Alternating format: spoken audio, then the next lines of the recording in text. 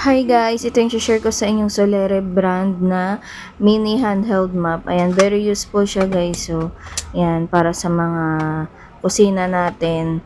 And, flexible siya guys. So, na kahit sa mga sulok-sulok, pwede siyang makaalis ng dumi. Ayan, at ng basa. And very easy to use siya na hugasan nyo lang siya. Tapos kahit hindi nyo talaga siya hawakan guys, totoo siya, legit na hindi mo na kailangan hawakan o madumihan talaga yung kamay mo. Yan. Kasi minsan 'di ba yung pagbasahan talagang pipiga natin siya through ng kamay. Ayan, ito napakaganda ng pagpiga niya. Yan. Ganyan lang ka-easy guys. So, lalagay ko na lang po yung link sa comment or sa description. Check out nyo na po dyan sa basket.